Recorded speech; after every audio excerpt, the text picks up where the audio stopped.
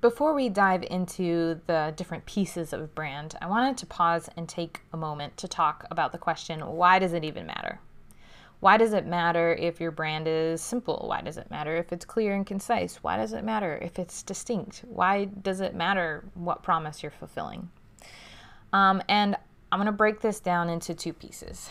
It matters to you and it matters to your reader for a variety of reasons. I am assuming when I'm talking to you right now that you want a career as an author, that you want fans. I'm assuming that you want your work to matter and you want people to read and consume it, whatever that looks like and however you manage to go about doing that or accomplishing that. I'm assuming that that's what you want. You want people to read your work and you want people to read more of your work. It matters because how potential readers perceive your brand is the same attitude that they are going to approach reading your book. And from a psychological perspective, you want people to want to read your book.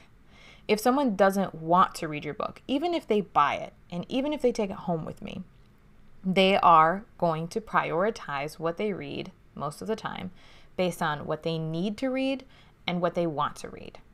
And if they don't like your brand, if your brand is off-putting to them in some way, if it doesn't resonate with them, they are a lot less likely to even try your book.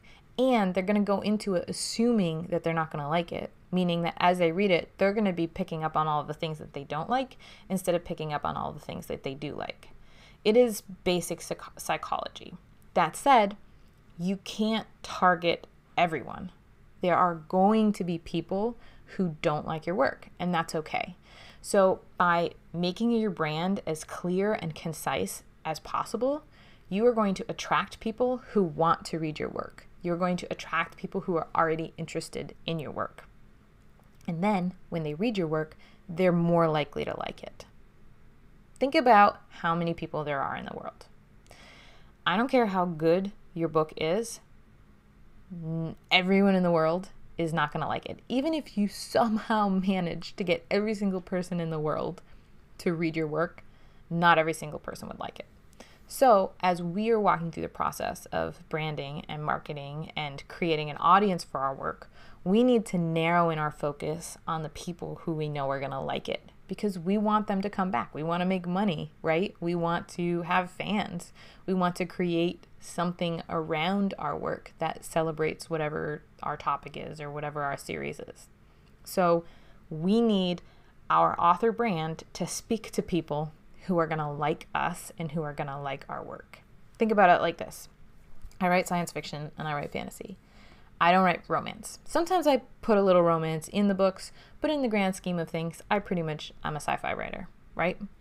So if I built my brand to be, very romancy, if I shared a lot of pictures of, sexy people, and I basically built a brand around the idea of happily ever after and romance, I would have a lot of romance readers coming in and hating what I wrote because I write sci-fi. And in addition, if I could get sci-fi writers interested in my work at all with a romance brand, they're going to go into it assuming that they're not going to like the book. And maybe they'll be pleasantly surprised. But the chances of them actually buying the book are much lower. The chances of them reading the book are much lower. And the chances of them not deciding they hate it before they even get to chapter 2 are much lower. So you want to target the people who you know are going to like your work with your brand. So that's about the readers. You want your readers to know what they're going to get. You want to deliver what you promised to the reader in order to keep them coming back for more. It also is good for you personally because it will help you simplify your marketing and your business plans. I know, for example, I'm never going to post pictures of sexy guys on my Facebook page because I don't write romance. But I might post pictures of, NASA pictures of the universe because I write sci-fi. There's so much stuff out there that I'm not going to waste my time doing or trying because it doesn't have anything to do with my brand and it doesn't have anything to do with the work that I'm doing or the books that I'm writing.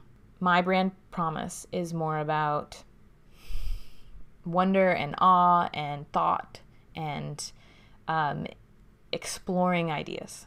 And so all of the things that I'm going to do are going to be focused around that. And everything else, I'm not going to waste my time. It helps me narrow in on what I want to do, on the people that I want to engage with, and it it creates like a boundary, essentially. Ultimately, I would say that the reason that your author brand matters is because your brand is a reflection of you and your work. And how you create your brand and how you present your brand defines how people are going to see you and remember you. It defines how they're going to talk about you to their friends. It defines how they're going to think about you when they see an ad that you set up on their Facebook feed. And it defines how people are going to remember you. And it's really important. I don't want to be remembered as the sci-fi author who markets to romance readers. All of the romance readers are going to remember me as being disappointed and a terrible writer. And I don't want that. Instead, I want those romance readers to remember me as like, oh yeah, that's that sci-fi author. I'm not interested in reading her work, so I'm going to go read this romance over here. And I want my sci-fi readers not to remember me as like, oh wow, she's terribly branded, but she writes good books. It's just very confusing.